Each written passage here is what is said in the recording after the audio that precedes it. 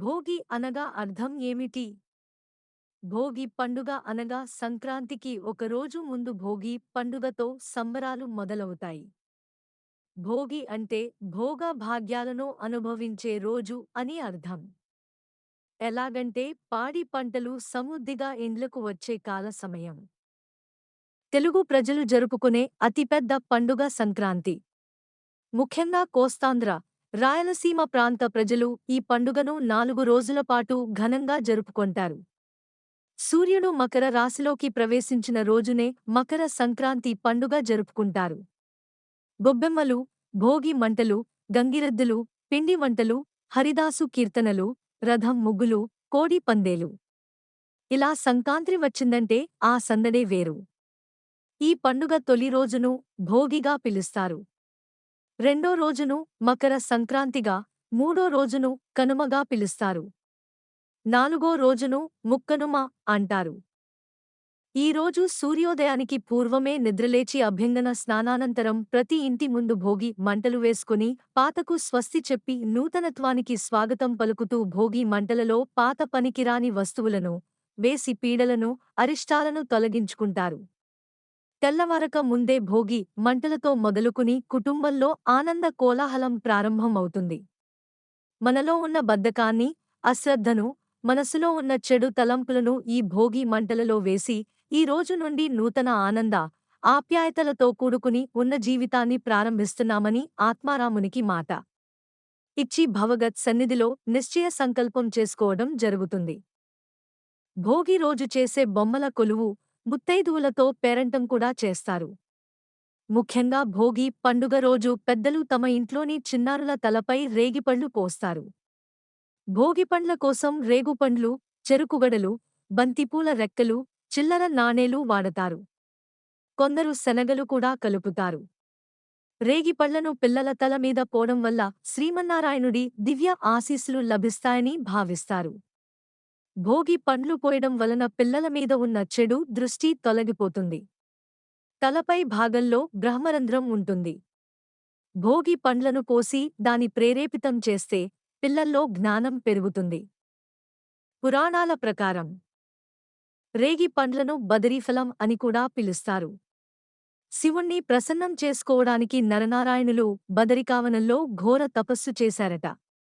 ఆ సమయంలో దేవతలు వారి తలల మీద బదరీ ఫలాలని కురిపించారని చెబుతారు. ఆనాటి సంఘటనకు ప్రతీకగా పిల్లలను నారాయణుడిగా భావించి భోగిపండ్లను పోసే సంప్రదాయం వచ్చిందని ప్రతీతి. భోగి ముగిశాక సూర్యుడు దక్షిణాయనం నుంచి ఉత్తరాయణానికి మరలుతాడు. ఆ రోజే మకర రాశిలోకి అడుగుపెడతాడు. సంక్రాంతి సూర్యుడి పండుగ కాబట్టి సూర్యుణ్ణి పోలిన గుండ్రని రూపం, ఎర్రటి రంగు కారణంగా దీనికి అర్కఫలం అనే పేరు వచ్చింది. సూర్యభగవానుడి ఆశీస్సులు పిల్లవాడికి లభించాలనే సూచనగా ఈ భోగిపండ్లను పోస్తారు. కౌమార్యంలోకి అడుగు పెట్టడానికి ముందే అంటే 12 ఏళ్లలోపు చిన్నారుల తలపై భోగి పండ్లను పోయవచ్చు. సూర్యుడు దక్షిణాయనంలో ఉండే చివరి రోజు భోగి. ఈ రోజు చలి తారస్థాయిలో ఉంటుంది కాబట్టి భోగిమంటలు వేసుకోమని సూచిస్తుంటారు. భోగినాటికి ఉధృతంగా ఉండే చలి వల్ల క్రిమికీటకాలు ప్రబలే అవకాశం ఉంది కనుక భోగిమంటలు వాతావరణంలోకి కాస్త వెచ్చదనాన్ని నింపుతాయి. పైగా సంక్రాంతి నాటికి పంట కోతలు పూర్తవడంతో పొలాల నుంచి పురుగు పుట్రా కూడా ఇళ్ల వైపుగా వస్తాయి. వీటిని తిప్పికొట్టేందుకు కూడా భోగిమంటలు ఉపయోగపడతాయి. భోగి మంట వెనక మరో విశేషం కూడా ఉంది.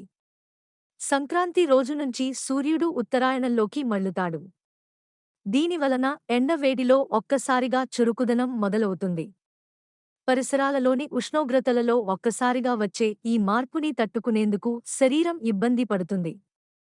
దీంతో జీర్ణసంబంధమైన సమస్యలు ఏర్పడవచ్చు. భోగిమంటలతో రాబోయే మార్పుకి శరీరాన్ని సన్నద్ధం చేసినట్లవుతుంది. ఇక్కడ ఒక విషయం గమనించాలి. భోగిమంటలు అంటే కేవలం చలిమంటలు కాదు. అగ్నిని ఆరాధించుకునే ఒక సందర్భం. కాబట్టి భోగిమంటలు వేసుకునేందుకు పెద్దలు కొన్ని సూచనలు అందిస్తుంటారు. హోమాన్ని ఎంత పవిత్రంగా రాజేస్తామో భోగిమంటను అంతే పవిత్రంగా రగిలించాలట. ఇందుకోసం సూర్యోదయానికి ముందే నిద్రలేచి స్నానమాచరించాలి. ఇలా శుచిగా ఉన్న వ్యక్తి చేతనే భోగి మంటని వెలిగింపచేయాలి. అది కూడా కర్పూరంతో వెలిగిస్తే మంచిది. ఇక భోగిమంటల్లో వేసే వస్తువుల గురించి కూడా కాస్త జాగ్రత్త వహించాలి. ఒకప్పుడు భోగిమంటల్లో చెట్టు బెరడులు, పాత కలప వేసేవారు. ధనుర్మాసమంతా ఇంటి ముందర పెట్టుకున్న గొబ్బిళ్లను పిడకలుగా చేసి భోగి మంటల కోసం ఉపయోగించేవారు. ఇవి బాగా మండేందుకు కాస్త ఆవు నెయ్యిని జోడించేవారు. ఇలా పిడకలు, ఆవు నెయ్యితో ఏర్పడే మంట నుంచి వచ్చే వాయువులో ఔషధగుణాలు ఉంటాయని ఆయుర్వేదం చెబుతోంది. కానీ కాలం మారింది. రబ్బర్ టైర్లు, విరిగిపోయిన ప్లాస్టిక్ కుర్చీలని కూడా భోగిమంటల్లో వేస్తున్నారు. వాటిని భగభగా మండించేందుకు పెట్రోలు, కిరసనాయిల్ వంటి ఇంధనాలని వాడేస్తున్నారు. ఈ వీడియో మీకు నచ్చినట్లయితే లైక్ చేయండి, షేర్ చేసి మా ఛానల్ని సబ్స్క్రైబ్ చేసుకోండి. Thank you for watching.